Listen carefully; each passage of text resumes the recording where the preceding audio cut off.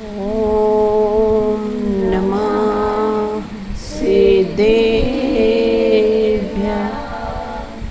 जं जस्तजमि देशे जेन विहाणेन जम्मि कालम्नि नादं जिनेन्द्रनियदं जम्बं वा अहवमरणं वा तं तस्तं विदेशे तेन विहाणेन तं विकालं मे कोसकदिवारेदुम् इन्दो वातः जिनेन्दो वा। अपनी चर्चा यहाँ पर क्रमबद्ध पर्याय पर चर्चा चल रही है, जिसमें पूर्व में हमने चर्चा की थी कि अनेकांत में भी अनेकांत है। जैन दर्शन अनेकांत में भी अनेकांत को स्वीकार करता है। इस कथन को उदाहरण सहित समझाइए। जैन दर्शन अनेकांत में भी अनेकांत को स्वीकार करता है, इसको उदाहरण सहित समझाइए। हाँ राजी बताइए। जैन दर्शन में भी अनेकांत को हाथ में रखो ना उसको, बिल्कुल। हाँ हाँ, आवाज़ नहीं आ रही उसमें, ऐसा। हाँ, जैन दर्शन में भी अनेकांत को अनेकांत स्वीकार करा गया है। हाँ, वहाँ पे सर्वथा एकांत रूप नहीं लिया। हाँ हाँ, मतलब जैन दर्शन में सर्वथा एकांतवाद भी नहीं है। हाँ, कथनचित अनेकांतवादी है और कथनचित एकांतवादी है। हाँ, यही अनेकांत में अनेकांत है। हाँ, जिस प्रकार शाखा, पत्ते, पुष्प आदि अनेक अंगों समूह रूप वृक्ष होता है, हाँ, तो वो वृक्ष अनेकांत रूप है। हाँ, लेकिन हम जो शाखा, पत्ते और फूल इत्यादि हैं, हाँ, ये एकांत रूप है। हाँ, तो जिस प्रकार शाखा आदि अंगों का सर्वथा अभाव मानने पर वृक्ष का अभाव का भी प्रसंग आएगा, उसी प्रकार सम्यक एकांत का निषेध करने पर सम्यक अनेकांत का भी निषेध का प्रसंग आएगा। हाँ, हाँ, हाँ। जो सम्यक एकांत है वह नय है और सम्यक अनेकांत प्रमाण है। मतलब जैसे नय अर्थात मतलब जो शाखा, वृक्ष की पत्ती आदि है, हाँ, और हाँ, प्रमाण अर्थात पूरा वृक्ष। हाँ, इसलिए वस्तु कथनचित सम्यक एकांत रूप है और कथनचित सम्यक अनेकांत रूप है। वस्तु ना सर्वथा एकांत है ना सर्वथा अनेकांत है। यही अनेकांत में अनेकांत, यही अनेकांत में अनेकांत है कि वस्तु कैसा है, न तो कैसा है, सर्वथा एकांत रूप है, न सर्वथा अनेकांत रूप है। कथनचित एकांत रूप है, कथनचित अनेकांत रूप है। यही अनेकांत में अनेकांत का अर्थ होता है। इतनी अपनी चर्चा चली थी। आज अपन आगे चर्चा करेंगे। आज हम चर्चा करेंगे एकांत, अनेकांत और क्रमबद्ध पर्याय। क्रमबद्ध पर्याय की स्वीकृति में 5 समवायों में काल की मुख्यता से कथन किया जाए तो सम्यक एकांत होगा, क्योंकि इसमें पुरुषार्थ आदि समवायों को गौण किया है, उनका निषेध नहीं किया है। निषेध नहीं किया ना, इसलिए सम्यक एकांत है वो, बिल्कुल। कार्य की उत्पत्ति 5 समवाय से होती है, परंतु किसी एक समवाय को मुख्य करके उससे कार्य की उत्पत्ति कही जाती है। उस समय कथन में अन्य समवाय कैसे होते हैं, गौण हो जाते हैं, उनका अभाव नहीं होता है, उनका अभाव अपेक्षित नहीं है, बिल्कुल, है ना। जैसा वैराग्य का कारण मिला है ना, तो वहाँ कैसे हैं ना, वैराग्य का कारण हुआ, वहाँ निमित्त मुख्य हुआ। और क्या, नीलांजना का नृत्य देखकर, है ना, उसकी मृत्यु हो गई, तो आदिनाथ भगवान को जो वैराग्य का जो निमित्त मिला है, वह निमित्त को कैसा है, मुख्य किया है, बाकी अन्य समवाय को कैसा है, गौण किया गया है। उसका अभाव कैसा है। अब देखो यहाँ पर ये बताना चाहते हैं कि क्रमबद्ध पर्याय की स्वीकृति में सम्यक, है ना, सम्यक एकांत किस प्रकार से होता है। क्योंकि शिष्य का प्रश्न था ना कि हम क्रमबद्ध पर्याय की सिद्धि करेंगे तो क्या होगा, है ना, हाँ इसमें कैसा होगा, मतलब ये एकांतवाद हो जाएगा, ऐसा शिष्य का प्रश्न था। तो यहाँ ये कहते हैं कि क्रमबद्ध पर्याय की स्वीकृति में सम्यक एकांत किस प्रकार से होता है उसकी चर्चा है। परंतु किसी एक समवाय को मुख्य करके उसके कार्य की उत्पत्ति कही जाती है, उस समय कथन में अन्य समवाय कैसे हैं गौण रहते हैं, उनका अभाव अपेक्षित नहीं है। इस प्रकार क्रमबद्ध पर्याय की व्यवस्था को सम्यक एकांत भी कहा जाता है, जो कि सम्यक अनेकांत का पूरक है, विरोधी नहीं है। क्रमबद्ध पर्याय और सम्यक एकांत कैसे एक दूसरे के कैसे हैं, पूरक हैं, विरोधी नहीं हैं। अपने पूरक और विरोधी का चेस के उदाहरण से लिया था ना, 63 विरोधी हैं, तो कैसे विरोधी हैं, 63 के समान विरोधी है, 36 के समान विरोधी नहीं है ना। दो दोस्त चेस खेल रहे हो तो वो विरोधी हैं या नहीं, बोले विरोधी है, लेकिन कैसे 63 के समान, है ना, और 36 के समान कैसे हैं, विरोधी नहीं। उसी प्रकार क्रमबद्ध पर्याय और सम्यक एकांत ना, वो एक दूसरे के कैसे हैं, विरोधी नहीं हैं, पूरक हैं। विरोधी क्यों प्रतीत होते हैं, हमको ऐसा लगता है कि उसमें पुरुषार्थ का लोप हो जाएगा। क्रमबद्ध पर्याय को मानने से पुरुषार्थ का लोप हो जाएगा, इसलिए हमको क्रमबद्ध पर्याय और सम्यक एकांत हमको एक दूसरे के विरोधी लगते हैं, लेकिन एक दूसरे के विरोधी नहीं हैं।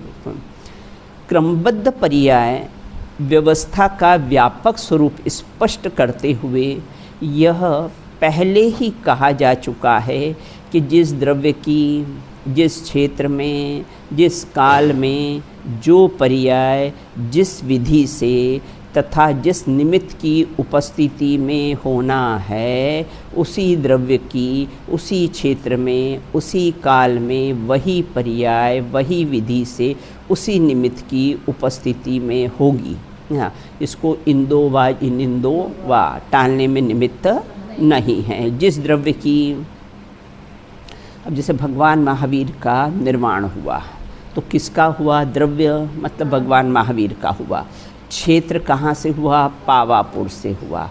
समय कौन था, अमावस्या का दिन था। वो काल भी उसका कैसा है, नक्की था बिल्कुल। और जो पर्याय का मतलब वो वर्तमान में जो उनकी पर्याय थी, है ना, और उस विधि से वही रत्नत्रय की प्राप्ति, वही विधि है ना, विधि से, और वही ना भेद विज्ञानतः सिद्धा सिद्धा ये किल केचना, अस्सेवा भावतो बद्धा बद्धा ये किल केचना, बिल्कुल है ना। भेद ज्ञान से ही जितने जीव कैसे हैं मोक्ष गए हैं, वो भेद ज्ञान से ही मोक्ष गए, बस वही विधि, उसी विधि से। और उसी जिस निमित्त की उपस्थिति में ना उस समय कैसा है, संसार की अनित्यता दिखी उनको, है ना, संसार की अनित्यता दिखी। इसके कारण कैसा है, उन्होंने संसार को त्यागने का विचार बना लिया है। बिल्कुल सबको निमित्त अलग अलग मिले ना, आदिनाथ भगवान को नीलांजला के नृत्य का निमित्त मिला, ऐसे सबको कैसा है ना, ये नेमिनाथ भगवान का विवाह का प्रसंग बना, सबके निमित्त कैसे हैं, अलग अलग हैं। वैराग्य के निमित्त बिल्कुल, किसी को बाल सफ़ेद देख के वैराग्य हो गया, किसी को आकाश में तारा टूटते देख के वैराग्य हो गया, किसी को वृक्ष को, है ना, पहले हरा भरा था और फिर कैसा है अब ठूट हो गया है, उसको देख के अनित्यता संसार की वैराग्य हो गया है। तो उसी द्रव्य को, अपने देशभूषण कुलभूषण को, बहन को देखकर वैराग्य हुआ। तो उसी द्रव्य की उसी क्षेत्र में उसी काल में वही पर्याय उसी विधि से उसी निमित्त की उपस्थिति में होगी।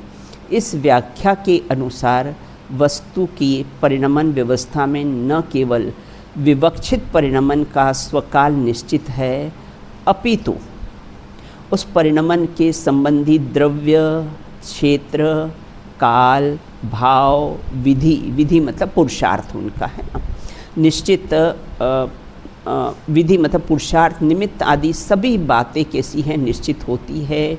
इसलिए वे सर्वज्ञ के ज्ञान में झलकते हैं और तद अनुसार कार्य की उत्पत्ति होती है ना। सर्वज्ञ मोक्ष ले नहीं जाते हैं, बस उनके ज्ञान में कैसा है ये सब झलकता है, कौन से द्रव्य का, कौन से क्षेत्र का। जब पूछा था ना आदिनाथ भगवान के समोशन में पूछा था कि अंतिम तीर्थंकर कौन होगा, बोले महावीर नाम का जीव अंतिम तीर्थंकर। बोले इस समय वो कहाँ हैं, ये भी पूछा। बोले इस समय उस जंगल में वो सिंह की पर्याय में है। तो वो भी सब कैसा है, नक्की है बिल्कुल। सभी संबंधी पक्ष निश्चित हैं। इस व्यवस्था को इस प्रकार से कहा जा सकता है कि जिस जीव को केवल ज्ञान होगा उसी को होगा, है ना। वो गणधर को केवल ज्ञान होना था, 11 गणधर थे बेटा, भगवान महावीर के 11 गणधर थे, लेकिन गौतम को ही केवल ज्ञान होना था। तो गौतम स्वामी को ही कैसा है, केवल ज्ञान हुआ। तो जिस जीव को केवल ज्ञान होगा उसी को होगा, अन्य जीव को नहीं। जिस स्थान पर होगा, है ना, अपने वहाँ से मोक्ष गए ना, शिखर जी की पहली टोक से गौतम स्वामी की पहली टोक आती ना बेटा, है ना, तो वहाँ से कैसे हैं मोक्ष गए गौतम स्वामी। इतना जोरदार शिष्य था कि गुरु का विरह नहीं सहन। सुबह उनको मोक्ष हो गया और शाम को इन्होंने केवल ज्ञान ले लिया। बिल्कुल शिष्य हो तो ऐसा हो बिल्कुल। तो जिस जीव को केवल ज्ञान होना है उसी को होगा, अन्य जीव को नहीं। जिस स्थान पर होगा वो क्षेत्र भी नक्की है, उसी स्थान पर होगा, उसी स्थान से वो मोक्ष गए हैं पहली टोक से, अन्य स्थान पर नहीं। जब होना होगा तभी होगा, अन्य समय में नहीं। बंद कर दो बेटा, शायद आवाज़ आ रही है इसकी। अज्ञानी, अब अज्ञानी क्या करता है, वो द्रव्य, क्षेत्र, निमित्त आदि की निश्चित होने में कोई आपत्ति नहीं है ना। अज्ञानी को आपत्ति किस में है, 5 समवाय में, और तो किसी में उसको आपत्ति नहीं है। द्रव्य नक्की है बराबर, क्षेत्र नक्की है, निमित्त भी कोई आपत्ति नहीं, परंतु काल की निश्चितता होने में उसे बंधन और पुरुषार्थहीनता आदि की शंका हो जाती है ना। तो क्या कहते हैं, बाकी तो सबको स्वीकार कर लेता है, लेकिन काल की काल लब्धि स्वीकार नहीं होती।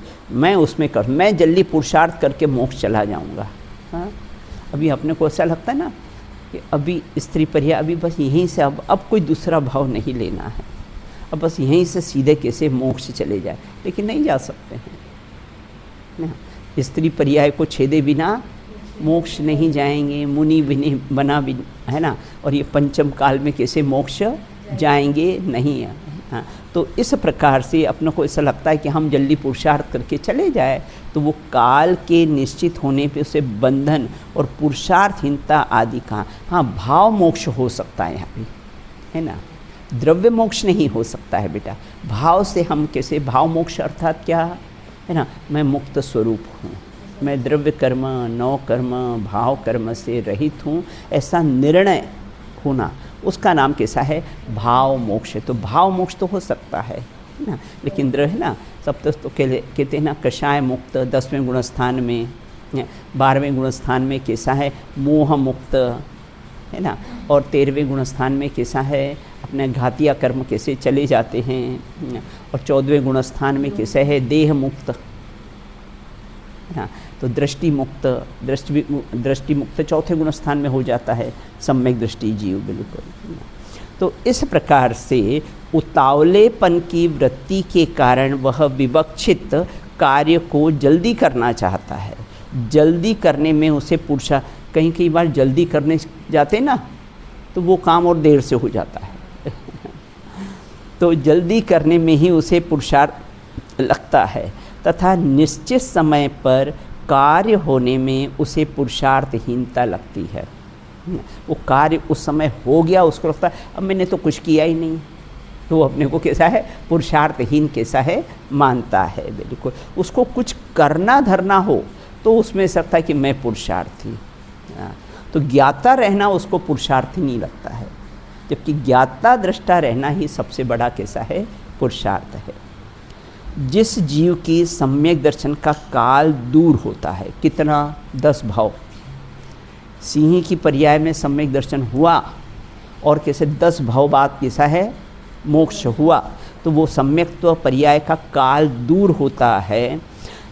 मोक्ष का काल, यहाँ सम्यक्ति पर्याय का काल लिखा है, वहाँ मोक्ष का, उसे काल की नियमितता का विश्वास नहीं होता है। लोक में भी देखा जाता है कि अल्प समय पश्चात होने वाले कार्य को लोग सहज स्वीकार कर लेते, हो गया ना, जल्दी से कार्य होगा उसको कैसा है सहज स्वीकार कर लेते, तद अनुकूल प्रयत्न करने लग जाते हैं, और जबकि बहुत समय बाद होने वाली पर्याय का काल के प्रति कैसे होते हैं उदासीन हो जाते हैं। ये तो आपको सबको बहुत चिर परिचित है। उन्होंने उदाहरण भी दिया है, एग्ज़ाम की डेट डिक्लेयर हो जाए तो पुरुषार्थ जागृत हो जाता है बेटा, और एग्ज़ाम्स की डेट डिक्लेयर है तब तक उदासीन बने रहते हैं, कर लेंगे कर लेंगे कर लेंगे, बिल्कुल है ना। तो पढ़ाई में कैसे हैं लग जाते हैं बिल्कुल। तथा जब परीक्षा कार्यक्रम घोषित न हो तब तक पढ़ाई में एकाग्र नहीं होते, सिंसियर नहीं होते। इससे सिद्ध होता है कि आत्महित का काल दूर है ना, क्योंकि अभी उसका पुरुषार्थ जागृत नहीं हुआ है ना, इसलिए आत्महित का काल कैसा है दूर है। उसे काल क्या निश्चित होना नहीं सुहाता है। काल में मैं हेर फेर करूं, आगे पीछे मैं कर दूं, बिल्कुल है ना, तो उसमें उसको कैसा है काल की निश्चितता स्वीकार नहीं, और तो सब निश्चितता स्वीकार है, लेकिन काल में कैसा है मैं हेर फेर कर सकता हूं। कर लेना भैया, नहीं किसने कहा, तो सबसे पहला उसका प्रयोग अपने शरीर पर कर, है ना, तो सबसे पहला प्रयोग कैसा है उसका शरीर पर कर उसका, बिल्कुल है ना। तो इसलिए वो पर्याय के क्रम में परिवर्तन की। अब अंकिता चाहती कि मेरा चश्मा यहाँ पर टिका रहे, कर लेना भैया। तो इसलिए वो पर्याय के क्रम में परिवर्तन की मिथ्या बुद्धि से कैसा है ग्रस्त होता है, और स्वभाव सन्मुखता का पुरुषार्थ नहीं करता। क्यों नहीं करता है कि काल में हेर फेर करने की बुद्धि रहती है, और कैसा है कर सकता नहीं है, बिल्कुल। आज सारी दुनिया उतावली हो रही है, विषयों में अंधी दौड़ लगी हुई है। अभी तो नहीं बेटा, बाहर जाके देखो, आप लोग तो ये 4 दीवारी में बहुत सुरक्षित हो, बिल्कुल। बाहर की दुनिया में जाके देखो, कंपटीशन, ईर्ष्या, ये वो, बच्चों में भी आपस में इसके, और जिसमें गर्लफ्रेंड बॉयफ्रेंड बन जाते हैं, तो बस समझो बर्बादी है जीवन, बिल्कुल है ना। उससे क्यों बात कर ली, उसने उससे क्यों कर ली, और उसमें तुम तो अच्छा है, इन सब चीज़ों से बिल्कुल दूर हो आप, इन सब चीज़ों से कैसे बहुत परे हो, बिल्कुल ना। आज सारी दुनिया है ना उतावली हो रही है, विषयों की अंधी दौड़ लग रही है, और इतने व्यस्त है, कहाँ जाना है, क्यों जाना है, कोई विचार करने की फुर्सत नहीं है ना। वो ना, भोगों को अमृत फल जाना, विषयों में निस दिन मस्त रहा, उनके संग्रह में हे प्रभुवर मैं व्यस्त तस्त्र अभ्यस्त रहा। 3 बातें आ गई, व्यस्त, त्रस्त और अभ्यस्त रहा है, बिल्कुल ना। अब उदाहरण देखिए, जैसे किसी भी चौराहे पर इस जगत का उतावलापन देख लो, चले जाओ चांदनी चौक की भीड़, खड़े हो जाओ, जरा उतावलापन देखो, कोई ठहरने को तैयार नहीं है, सब भाग रहे हैं, सब भाग रहे हैं, बिल्कुल है ना। चांदनी चौक की भीड़, बॉम्बे का वीटी स्टेशन है ना, इंदौर का राजवाड़ा तो ये सब कैसे हैं देख लो, वहाँ खड़े होके देख लो, बिल्कुल है ना। जहाँ कोई मौत की कीमत पर भी ठहरने को तैयार नहीं है, सब लोग बिल्कुल कैसे भाग रहे। अरे वो रेड लाइट हो जाता ना, उसका भी इंतज़ार नहीं करते हैं, और गाड़ियों को कैसा है निकाल लेते, जबकि वो अपनी ही सुरक्षा के लिए गवर्नमेंट ने बनाए हैं, बिल्कुल, लेकिन उस पर भी कैसा रुकना नहीं चाहते हैं, बिल्कुल है। जरा सी वो ट्रेन रुकी तो पटरियों पर क्रॉस करना शुरू कर देते हैं, बिल्कुल ना। ऐसे उतावलेपन और अधीर लोगों की समझ में यह बात कैसे आएगी, क्रमबद्ध पर्याय की बात कैसे आएगी ना, कि हम काल को कैसा है, काल भी कैसा है नक्की है। तो ऐसे उतावलेपन और अधीर लोगों की समझ में बात कैसे आ सकती? जो कार्य जब होना होगा तभी होगा। धैर्यपूर्वक गंभीर मनन चिंतन करने वाले वीर पुरुषों की समझ में ही यह बात आ सकती है। क्रमबद्ध का राजी गिर गई थी ना, तो उसने बोला फिर मेरे को कि मैंने क्रमबद्ध का विचार किया, है ना, कि ठीक है गिरना ही था, है ना। तो इस प्रकार और पॉजिटिव, हर बात में पॉजिटिव, अच्छा है फ्रैक्चर तो नहीं हुआ, पॉजिटिव सोचो ना उसके बारे में, बिल्कुल ना। तो हर चीज़ को पॉजिटिव लेना। तो धैर्यपूर्वक गंभीर मनन चिंतन करने वाले वीर पुरुषों की बात ही समझ में आ सकते। उतावले पुरुष फेर फार करने वालों के नहीं समझ में आ सकते। वही जीव सच्चा पुरुषार्थ प्रकट कर सकता है। इसे समझने के लिए पक्ष व्यामोहों से भी मुक्त होना पड़ेगा। बिल्कुल उसको समझने के बहुत से लोगों को पक्ष रहता है ना, हर बात का कैसा है पक्ष रहता। कितने मतांतर चले गए हैं। बिल्कुल मुमुक्षु का अलग पंथ, उसका 13 पंथी का, 20 पंथी का, 16.5 पंथी का, श्वेतांबर का पक्ष है, दिगंबर का पक्ष है। ऐसे पक्ष व्यामोहों से हमको कैसा है दूर होना पड़ेगा। बिल्कुल अब कहते हैं कि धैर्य अर्थात जब तक यथार्थ निर्णय न हो जाए, है ना, तब तक कब तक हम क्रमबद्ध पर्याय का निर्णय करें, है ना भाई, कब तक हम भोजन करें अनुज्ञा? जब तक पेट नहीं भर जाए। वहाँ कब तक हो, जब तक का कोई प्रश्न ही नहीं है। 3 चपाती में अगर तेरा पेट भर जाता है तो 3 चपाती, आपकी उम्र में 3 चपाती खाना चाहिए, हमारी उम्र में 1 या 1.5, बस इससे ज़्यादा नहीं लेना चाहिए। बिल्कुल ना। तो इस प्रकार से यहाँ ये कहते हैं कि कब तक और जब तक का प्रश्न नहीं है। धैर्य अर्थात जब तक यथार्थ निर्णय हो जाए तब तक समझने के लिए कैसा है प्रयत्नशील रहना चाहिए। बीच में प्रयत्न बंद नहीं कर देना चाहिए। गंभीरतापूर्वक प्रत्येक बिंदु पर गहराई से विचार करे। स्थूल चिंतन, हंसी मजाक में बात को ना, हाँ ठीक है क्रमबद्ध में होना है, ऐसा है हर बात में, है ना, ऐसा हंसी मजाक में उसको नहीं टालना। जिनवाणी का अवर्णवाद है वो, है ना। वीर अर्थात अपनी भूल को स्वीकार करके दृष्टि को कैसा करना चाहिए, स्वभाव सन्मुख करने की क्षमता प्रकट करे। बिल्कुल ना, बारंबार प्रेरणा देते हैं कि तू स्वभाव सन्मुखता की प्रेरणा का मतलब प्रेरणा देते हैं कि उपयोग को कैसा है तू अंदर में ले जा, स्वभाव सन्मुखता की चेष्टा कर। बिल्कुल बारंबार स्वभाव को ऊर्ध्व कर।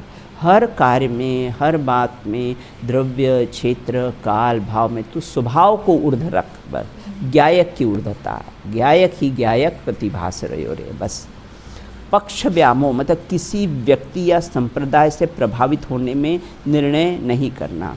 देखो जैन दर्शन व्यक्ति का धर्म नहीं है। जैन दर्शन बेटा वत्थु स्वभाव धम्मो है, व्यक्ति स्वभाव धम्मो नहीं है। यहाँ व्यक्ति से प्रभावित होने की ज़रूरत नहीं, क्योंकि व्यक्ति तो बदलते रहेंगे, है ना, व्यक्ति तो बदलते रहें। अब भाई गुरुदेव श्रीत है, व्यक्ति तो बदलते रहेंगे, लेकिन जो वस्तु ना तो वत्थु स्वभाव धम्मो है, व्यक्ति स्वभाव धम्मो नहीं है। बिल्कुल तो किसी व्यक्ति से कैसा है प्रभावित नहीं होना। व्यक्ति ने जो बात बताई है, जो सिद्धांत बताए हैं, उससे अपने को कैसा है प्रभावित होकर अपने जीवन में उसको कैसा है उतारना है। देखो इसमें तो एक ही महत्वपूर्ण प्रश्न है, कौन सा? पहला कौन सा? क्रमबद्ध पर्याय की स्वीकृति में सम्यक एकांत किस प्रकार से होता है। बिल्कुल है ना, तो यही कैसा महत्वपूर्ण प्रश्न है। देखो ये पहला पैराग्राफ है ना, इसमें दूसरा पॉइंट 67 पेज पर सेकंड पॉइंट कि प्रत्येक कार्य की उत्पत्ति कैसे 5 समवाय से होती है। तो क्रमबद्ध पर्याय की स्वीकृति में सम्यक एकांत किस प्रकार से होता है, यही मुख्य कैसा है प्रश्न है। देखो अब यहाँ कहते हैं कि क्रमबद्ध पर्याय सार्वभौमिक सत्य है, मतलब सभी कालों में, सभी भावों में, है ना, ये कैसी है सत्य बात है। बिल्कुल है ना। आकुलता रहित जीवन का एकमात्र उपाय क्या है? क्रमबद्ध पर्याय। हमें अगर किसी चीज़ की बहुत आकुलता हो रही हो तो आकुलता रहित का एक ही मार्ग है। क्या मार्ग है? क्रमबद्ध पर्याय। कार्तिक के अनुपेक्षा गाथा 321 से 323 में क्रमबद्ध पर्याय, क्रमबद्ध परिणमन व्यवस्था का स्पष्ट विवेचन, जो अपन गाथा रोज बोलते हैं ना, तो स्पष्ट विवेचन वो बेटा संपूर्ण परिभाषा है ना। क्रमबद्ध पर्याय की संपूर्ण परिभाषा है कि जिस द्रव्य का जिस क्षेत्र में, जिस काल से, जिस निमित्त से, जिस विधि से जो होना होगा, उसी द्रव्य का उसी क्षेत्र में, उसी काल से, उसी निमित्त से, उसी पुरुषार्थ से कार्य होगा, उसको टालने में इंद्र और जिनेंद्र भी समर्थ नहीं है। बिल्कुल। तो इस प्रकार से 321 से 323 क्रमबद्ध परिणमन व्यवस्था का विवेचन स्पष्ट है। कुछ लोग कहते हैं कि यह कथन मात्र ग्रहित मिथ्यात्व छुड़ाने का लक्ष्य है। ये ग्रहित मिथ्यात्व क्या होता है? हाँ, जो नया ग्रहण किया हो उसको ग्रहित नहीं। जैसे हमने इस भाव में आकर ईश्वर को कर्ता माना है, ईश्वर से कोई डिमांड की है, को गुरु कुदेव इत्यादि को पूजा है ना, तो वह सब के साथ नया ग्रहण किया, वो ग्रहित मिथ्या। और अग्रहित मिथ्यात्व मतलब जो अनादि से, जो देह हमको हम अपना मानते हैं, देह के कैसे है निरोगी रहने से मैं सुखी हो जाऊंगा, देह के रोगी होने से मैं दुखी हो जाऊंगा, वो देह में अपनापन मानना वह कैसा है? वो अनादि से चला आ रहा है। वो क्या है? अग्रहित मिथ्यात्व है। बिल्कुल।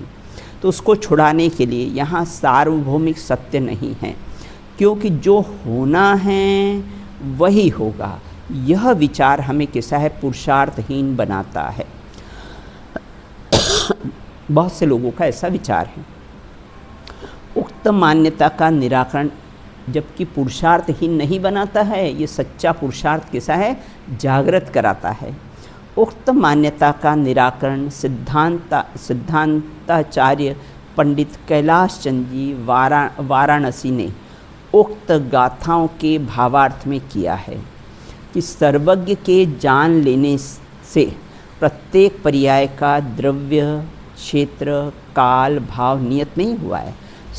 देखो बहुत महत्वपूर्ण पॉइंट है। सर्वज्ञ ने बताया है इसलिए उसका द्रव्य, क्षेत्र, काल, भाव निश्चित नहीं है, बल्कि नियत होने पर। देखो कल मंडे है, मैंने बताया इसलिए मंडे है, कि मंडे था इसलिए मैंने बताया है ना। मैंने बताया है इसलिए मंडे हुआ कि मंडे था वो मैंने बताया है। उसी प्रकार सर्वज्ञ भगवान ने कैसा है? सबका द्रव्य, क्षेत्र, काल, भाव बताया है ना, क्योंकि पहले से उनका नक्की था, इसलिए उन्होंने कैसा है? बताया है। बिल्कुल। पूर्व पर्याय में चाहे उत्तर पर्याय नहीं होती, बल्कि नियत उत्तर पर्याय ही प्रकट होती है। उदाहरण दिया है, देखो गेहूं का आटा, कच्ची रोटी आदि पर्याय के बिना रोटी का प्रसंग आएगा ना। अगर हम ऐसा मानेंगे ना तो क्या होगा ना, पूर्व पर्याय के बिना उत्तर पर्याय नहीं होगी। 9 के बाद 10 ही आएगा, पहली मंजिल के बाद दूसरी मंजिल ही आएगी। तो इस प्रकार अन्यथा गेहूं का आटा, कच्ची रोटी आदि पर्याय के बिना रोटी बनने का प्रसंग, गेहूं का आटा है ही नहीं और बोले हमको गेहूं की रोटी बनानी है। हाँ? आटा होगा, पूर्व पर्याय आटा होगी तो उत्तर पर्याय, आगे की पर्याय उसकी रोटी बनेगी। बिल्कुल ना। कुछ लोग प्रत्येक पर्याय को द्रव्य, क्षेत्र, काल, भाव को सब 1 2 3 4 5 6 सब क्रम से कैसा है? नक्की है। बिल्कुल। संडे, मंडे, ट्यूसडे सब बिल्कुल नियत है, निश्चित है। बिल्कुल है ना। तो कुछ लोग प्रत्येक अगर ऐसा हो ना राजी, तो हर दिन संडे ले आए। अंकिता, अपने हाथ में फेरफार का हो ना, तो फिर क्या झगड़ा हो जाएगा? तुमको आज संडे चाहिए, और इसको भी कैसा है, कल संडे चाहिए, बिल्कुल, है ना। तुमको आज मंडे चाहिए और इसको कल संडे चाहिए, आज संडे चाहिए, तो क्या होगा,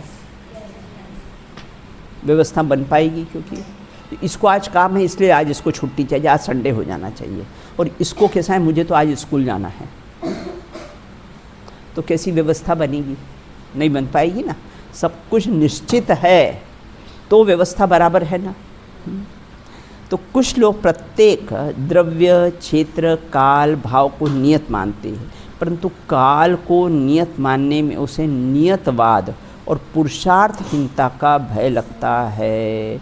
काल को नियत नहीं मानने से क्या आपत्ति आएगी?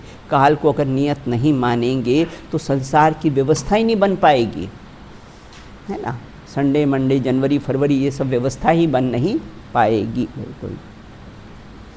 और उन्हें नियतवाद और पुरुषार्थहीनता का भय लगता है। परंतु यदि द्रव्य, क्षेत्र, काल, भाव नियत है तो काल अनियमित कैसे हो सकता है? भाई किनकी शादी होनी है, कहाँ होनी है, भाव क्या है? शादी का भाव क्या रहता है? दो दुखी मिलकर सुखी होना, है ना। ये शादी का भाव रहता है, बिल्कुल। अब वो कितने सक्सेस हुए हैं ये कैसा है, स्वयं ही जाने, भगवान तो कोई जानते नहीं है, स्वयं ही जाने ये कितने सुखे। वो शादी का भूत 2-3 महीने बस ऐसा उतरता है कि कुछ कह नहीं सकते, बस ज़्यादा दिन उसका भूत नहीं रहता है, बिल्कुल, है ना। 2-3 महीने बाद सारी भूत उसका कैसा है, उतर जाता है, और फिर धीरे धीरे फिर तू मैं, तू मैं शुरू हो जाती है, बिल्कुल। तो यह, परंतु यदि द्रव्य, क्षेत्र, काल, भाव नियत है तो काल अनियमित कैसे हो सकता है, बिल्कुल, है ना। तो यदि काल की अनियमितता मानी जाए तो क्या दोष आएगा? हम सोचे चलो काल बिल्कुल निश्चित है, नियत है, काल की अनियमितता मानी जाए तो अर्धपुद्गल परावर्तन से अधिक काल संसार भ्रमण शेष रहने पर भी सम्यक की प्राप्ति होती। सम्यक की प्राप्ति बेटा किसको होती है? जिसका यह संसार में अर्धपुद्गल परावर्तन काल शेष रह गया हो, उसी जीव को सम्यक की प्राप्ति होती है। और जो जीव कैसा है किसमें करण लब्धि में आता है, उसी को कैसा है सम्यक की प्राप्ति होती है। नियम से अंतर्मुहूर्त बात कैसा है, सम्यक की प्राप्ति हो जाती है, बिल्कुल। तो काल उसी को कैसा है जिसका अर्धपुद्गल परावर्तन काल शेष थे, उसी को कैसा है सम्यक तो होता है, बिल्कुल ना। किंतु ऐसा मानना आगम विरुद्ध है, अतः काल को भी नियत मानना अनिवार्य है ना। अगर ऐसा नहीं हो, है ना, इसमें लिखा है ना, अर्धपुद्गल यदि काल अनियत माना जाए तो फिर क्या होगा? अर्धपुद्गल परावर्तन से अधिक भी वो जीव संसार में परिभ्रमण करेगा ना। जबकि ये तो नियम है कि जिसको सम्यक्त होना है ना, जिसको सम्यक्त हुआ है, अधिक से अधिक बताया है राजीव, है ना। या तो अंतर्मुहूर्त में ही हो जाए केवल ज्ञान, बिल्कुल, है ना। और अधिक से अधिक कोई संसार में परिभ्रमण करेगा तो अर्धपुद्गल परावर्तन काल कैसा है, परिभ्रमण करेगा। काल को नियत मानने से पुरुषार्थ व्यर्थ हो जाएगा, ऐसा मानना भी क्या है, मिथ्या है ना। काल को नियत मानने से पुरुषार्थ व्यर्थ नहीं होता, अपितु सच्चा पुरुषार्थ जागृत होता है, बिल्कुल ना। पुरुषार्थ व्यर्थ नहीं होता है। ऐसा मैंने कहा ना कि सब कुछ निश्चित है, ऐसा निर्णय करना इसको पुरुषार्थ क्यों नहीं लगता है? उठा पटक पर्याय को आगे पीछे करना, ये इसको कैसा है, पुरुषार्थ मानता है। ऐसा मानना भी मिथ्या है ना। सहज रहने की सबसे रामबाण औषधि क्रमबद्ध पर्याय। बस क्रमबद्ध पर्याय का आपने निर्णय कर लिया ना, है ना, तो बस जीवन में सहज रहोगे और आपको कुछ करना नहीं है, बिल्कुल ना। काल को नियत मानने में पुरुषार्थ व्यर्थ हो जाएगा, ऐसा मानना भी मिथ्या है, बिल्कुल। क्योंकि समय से पहले कार्य होने में पुरुषार्थ की सार्थकता नहीं, अपितु समय पर कार्य होने पर ही पुरुषार्थ की सार्थकता है, बिल्कुल, है ना। देखो समय से पहले कार्य होने में पुरुषार्थ की सार्थकता नहीं है। भाई बारात इतने बजे आने हैं और अगर 1 घंटे पहले आ गई तो सोचो क्या होगा, स्वागत हो पाएगा, व्यवस्था हो पाए? वो निश्चित है ना कि इतने बजे बारात का आने का, वो तोरण वोरण का जो भी टाइम होता है, बिल्कुल है ना, कि इतने बजे कैसा है होना है।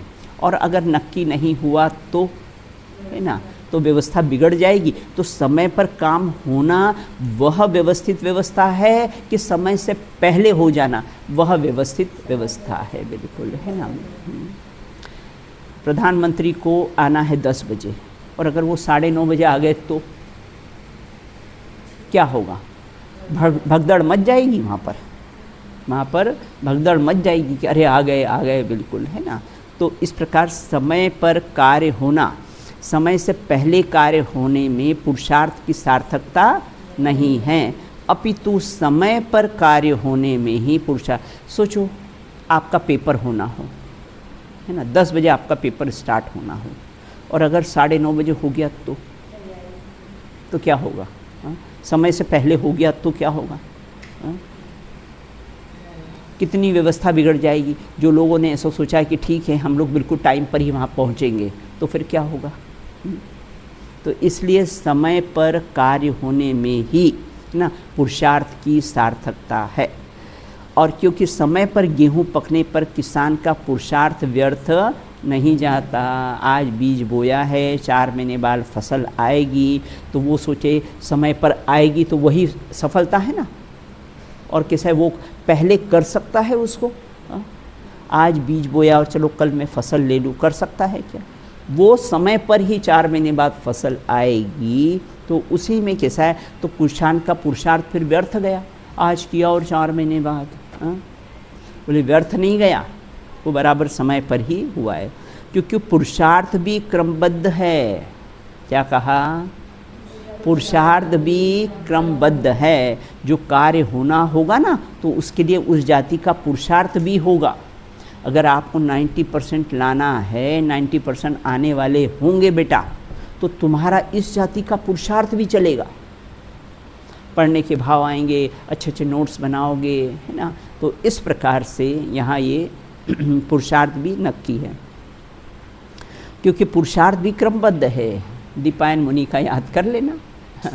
पुरुषार्थ तो उसने तो सोचा था ना, मैं जाऊँगा ही नहीं, है ना, लेकिन पुरुषार्थ भी ना कि उन्हीं के निमित्त से कैसा है, द्वारका जलनी थी, बिल्कुल है ना। जिस द्रव्य की जो पर्याय जिस समय होनी है वह अवश्य होगी, ऐसा जानकर सम्यक दृष्टि संपत्ति में हर्ष और विपत्ति में विषाद नहीं करता है ना। तो अपनी तो कैसे अनंत गुणों की वृद्धि हानि जो की त्यों, है ना। मैं तो कैसा हूँ, जो का त्यों भरपूर तत्व हूँ। सम्यक दृष्टि को संपत्ति हो जाती है, बहुत प्रॉफिट हो जाए, बहुत पैसा हो जाए, तो बेटा उसमें हर्ष नहीं होता है, क्योंकि मेरे अनंत गुणों में क्या वृद्धि हुई है, मैं तो जो का त्यों। और अगर सारा पैसा चला भी जाए, दरिद्री भी आ जाए, बिल्कुल है ना, तो भी कैसा है, खेदित नहीं होता है, क्योंकि खाली हाथ आया था और खाली हाथ जाना है मुझे, बिल्कुल है ना। तो इस प्रकार से इसी का नाम सहजता है ना। इसी का नाम सहजता है कि संपत्ति में हर्षित नहीं होना और विपत्ति में दुखी नहीं होना, बस। तथा संपत्ति पाने के लिए और विपत्ति को दूर करने के लिए कोई देवी देवताओं के आगे गिड़गिड़ाता भी नहीं है। हमारे देव के आगे तो कोई गिड़गिड़ा नहीं सकता है, क्योंकि देखें कि हाथ पे हाथ धर के बैठे, ये तो कुछ देते लेते नहीं, जाएगा किनके पास, अन्य कुदेव आदि के पास जाएगा, देते लेते तो वही नहीं। तुम्हारी एक फिल्म आई थी ना, कौन सी, पीके आई थी, कौन सी, हाँ पीके आई थी ना, उसमें सब यही तो बताया, और क्या बताया है ना। तो इस प्रकार से ऐसा जानकर सम्यक दृष्टि संपत्ति में हर्ष और विपत्ति में विषाद नहीं करता है, तथा संपत्ति पाने के लिए, विपत्ति पाने के लिए, है ना, वो खाटू जी, श्याम जी, लोग बाग बहुत जाने लगे आजकल, जानते हो बेटा, है ना। अभी मुझे एक ने घटना बताई, उसको लगा मुझे मोटरसाइकिल चाहिए, मुझे मोटरसाइकिल चाहिए, तो बोले जाओ खाटू जी, श्याम जी चले जाओ, मिल जाएगी तुमको, है ना। और वहाँ गए और कैसा है, वो मोटरसाइकिल, जानते हो इनके सब पूरा वो बना हुआ है, जाल फैला हुआ है लोग का, ना, पूरा ऐसा जाल फैला हुआ है ताकि यहाँ की श्रद्धा रहे लोगों को, और उससे कैसा है लोग बहुत ज़्यादा यहाँ पर जाए आए बिल्कुल, है ना। कुछ ऐसा उन्होंने किया तो उसको कैसा है मोटरसाइकिल मिल गई बिल्कुल, और जानते हो करने वाले भी उन्हीं के लोग रहते हैं और वही फैलाते कि मैं खाटू जी श्याम जी आया, देखो मुझे मोटरसाइकिल, उसी के सब व्यक्ति रहते हैं बेटा। ये बिल्कुल ऐसे भ्रम में नहीं रहना बिल्कुल। तो अन्य देवी देवताओं के आगे गिड़गिड़ाते भी नहीं हैं। इस प्रकार कार्तिक के अनुपेक्षा के उक्त सार्वभौमिक सिद्ध होता है कि पुरुषार्थ की सार्थकता सिद्ध होती है। पुरुषार्थ ही नहीं होता है, क्रमबद्ध पर्याय के पढ़ने और समझने से पुरुषार्थ ही नहीं होता है। इसी शाश्वत सत्य के आधार पर पराधीनता और दीनता कैसी होती है, नष्ट हो जाती है ना। ये मंत्र वगैरह हमको हमारा कुछ बुरा कर देंगे, ये हमारा कोई बुरा कर दे, कोई बेटा अनुज्ञा हमारा जीवन में बुरा कर सकता है। जब तक हमारा पाप का उदय नहीं आया तब तक कोई हमारा बुरा कर सकता नहीं है। बहुत निश्चिंत रहना बिल्कुल, ये अपनी बुराई करते ही अपना बुरा कर देंगे, ये कर दें तो कोई बुरा कर ही नहीं सकता है बिल्कुल, है ना, जब तक हमारा पाप का नहीं होता है। और अगर कदाचित बुरा कर भी दिया तो बहुत अच्छा ना, हमने पूर्व में किया था ना, अच्छा है, निर्जरा हो गई, दोनों हाथ में लड्डू, है ना, ये ठीक है, बहुत बढ़िया है, अच्छा है, पूर्व में पाप किए थे अब उदय में आए, अच्छा है निर्जरा हो गई, अच्छा है ये खिर गए बिल्कुल ना। उक्त कथन को सार्वभौमिक सत्य न माना जाए तो निम्न प्रश्न खड़े होंगे। क्या असत्य के श्रद्धांश से ग्रहित मिथ्यात्व छूटेगा? प्रश्न दिया है, बिल्कुल नहीं। क्या कोई कार्य समय से पहले किया जा सकता है? तो कर लेना, नहीं किसने कहा, कर लेना बिल्कुल। तो चल तेरे बाल सोचे तो एक दिन में ही मैं, जैसे वो लौकी को इंजेक्शन देते ना, वो एक दिन में बड़ी हो जाती है ना, ऐसा कोई इंजेक्शन है बेटा कि एक इंजेक्शन दे दो बाल कैसे हैं? हाँ, समय से पहले भी इंसान ऐसा लगता है कि जैसे एक लड़का है और 13 साल की, वो ऐसे लगती है कि 21 साल की, 21 साल की। इंजेक्शन इंजेक्शन सब मैच्योर इतनी लगती है, मैच्योर लगती है। अच्छा अच्छा, बराबर है। ऐसा जानते हो बेटा, ये नेचर से छेड़छाड़ करते हैं ना, उसके बहुत, ये दुबई में क्यों इतनी तूफान, मतलब क्या कृत्रिम बारिश, कृत्रिम बारिश करी ना, तो उसका रिज़ल्ट ये आया कि तबाही बिल्कुल। तो नेचर से अगर छेड़छाड़ करेंगे ना तो उसके रिज़ल्ट अच्छे नहीं आएंगे बिल्कुल। वो फिर अगर ऐसा होगा ना, अब क्या होगा, वो 30 साल की उम्र में ही बूढ़ी दिखने लग जाएगी, ये उसके रिज़ल्ट आएंगे बिल्कुल। इससे बिल्कुल इस प्रकार की कोई भी चीज़ करना नहीं है बिल्कुल। तो निश्चित समय स्वीकार किए बिना, है ना, समय से पहले का क्या अर्थ है बिल्कुल। समय से पहले कार्य होने से पुरुषार्थ हो तो कार्य निश्चित समय पर होते हैं, क्या वे बिना पुरुषार्थ के हो जाते हैं? समय से पहले भी हो गया तो बिना पुरुषार्थ के होते, बिना 5 समवाय के तो कार्य होगा ही नहीं है। उक्त प्रश्न के संदर्भ में विचार किया जाए तो क्रमबद्ध परिणमन व्यवस्था शाश्वत, है ना, सत्य ही सिद्ध होती है, जो होना है सो निश्चित है केवल। देखो सभी धर्म बेटा इस चीज़ को मानते हैं, किसी न किसी रूप में तो मानते हैं। अपन क्रमबद्ध पर्याय के रूप में मानते हैं तो वो किसी न वो ईश्वर के रूप में मानते हैं, ईश्वर के बिना पत्ता नहीं हिलेगा, ईश्वर की मर्जी से कार्य होगा, वो इस रूप में क्रमबद्ध पर्याय को मानते हैं बिल्कुल। अब यहाँ ये कहते हैं कि उक्त प्रश्नों के संदर्भ में विचार किया जाए तो क्रमबद्ध परिणमन व्यवस्था शाश्वत सिद्ध होगी, अन्यथा सर्वज्ञता के निषेध का प्रसंग तो आता ही है अगर क्रमबद्ध पर्याय को नहीं माना, क्योंकि सर्वज्ञता के आधार पर ही तो क्रमबद्ध पर्याय सिद्ध होती है बेटा ना। बताया किसने है ना, है ना, सर्वज्ञ ने बताया है ना, बनाया नहीं है, बताया है बिल्कुल। तो वही सर्वज्ञता का क्रमबद्ध पर्याय का आधार ही कैसा है, सर्वज्ञता है। क्रमबद्ध पर्याय की स्वीकृति में पुरुषार्थ की उपेक्षा कहीं भी नहीं है। जो सबसे ज़्यादा जीव को पुरुषार्थ लगता है कि क्रमबद्ध पर्याय मानेंगे तो हमारा पुरुषार्थ कुछ नहीं रहा है, तो क्रमबद्ध पर्याय की स्वीकृति में पुरुषार्थ की उपेक्षा नहीं है, अपितु सच्चा पुरुषार्थ जागृत होता है। बिल्कुल सर्वत्र मतलब सभी जगह पुरुषार्थ को साथ में ही रखा है। जब सभी पर्याय निश्चित है तो पुरुषार्थ अनिश्चित कैसे होगा? हाँ, कितनी बढ़िया बात है कि सभी नक्की है तो कैसा है, पुरुषार्थ भी तो नक्की है। भाई काल लब्धि होनहार निमित्त सब नक्की है, तो क्या पुरुषार्थ नक्की नहीं होगा? वह तो स्वयं ही निश्चित है। भाई अच्छे मार्क्स आना है तो कैसा है, मेहनत के भाव आएंगे ही आएंगे, बिल्कुल है ना। होनहार के प्रकरण में भैया भगवती दास जी ने पुरुषार्थ की प्रेरणा दी है। पांचों समवायों में पुरुषार्थ का विशिष्ट स्थान है, क्योंकि इसी संदर्भ में प्रयत्न हो सकता है। अन्य समवाय में तो प्रयत्न करने का उपचार भी संभव। अन्य में तो समवाय है कहाँ बेटा? अन्य दर्शन में कहाँ समवायों की बात है? कोई समवायों की बात है ही नहीं है। तो अन्य समवायों में तो प्रयत्न करने का उपचार भी नहीं है। क्रमबद्ध पर्याय की स्वीकृति में सम्यक एकांत है, अतः पुरुषार्थ का लोप हो सकता नहीं है ना। अंडरलाइन कर लो इसको कि क्रमबद्ध पर्याय की स्वीकृति में जो सम्यक एकांत है ना। प्रश्न शिष्य का हुआ था ना कि इसमें कैसा होता है, यह एकांत है, लेकिन अपने यहाँ कहते एकांत नहीं, सम्यक एकांत है। बिल्कुल, अतः पुरुषार्थ का लोप हो सकता नहीं है। इसमें एक ही महत्वपूर्ण प्रश्न है सबसे ज़्यादा कि क्रमबद्ध पर्याय को स्वीकार करने पर का पुरुषार्थ का लोप क्यों नहीं हो सकता है ना। क्रमबद्ध पर्याय की स्वीकृति करने पर पुरुषार्थ का लोप क्यों नहीं हो सकता है, ये है ना थर्ड वाला पॉइंट।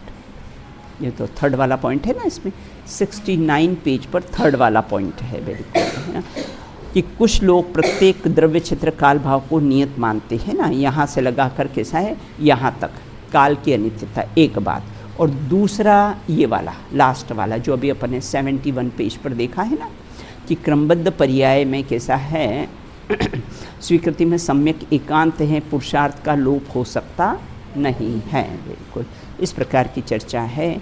अब पुरुषार्थ और अन्य पांचों समवाय का सुमेल कैसा बैठता है, बिल्कुल ना, उसकी शेष चर्चा कैसी है अपन आगे करेंगे। बिल्कुल बोल लो बेटा, व्यवस्थित की व्यवस्था बोलिए। व्यवस्था को पिराने में लगा क्यों है, अहो फिर के फिराने में कहो कोई फिरा क्या है। वृथा दुनिया के भोगों में जीवन खोने लगा क्यों है, अहो अब तो समझ चेतन वृथा पर में लगा क्यों है। अहो चेतन समय पाकर कहो हमने किया क्या है। अहो कुछ लाभ जीवन का कहो हमने लिया क्या है। बोलिए अनंतानंत सिद्ध परमेष्ठी भगवंतों की जय हो।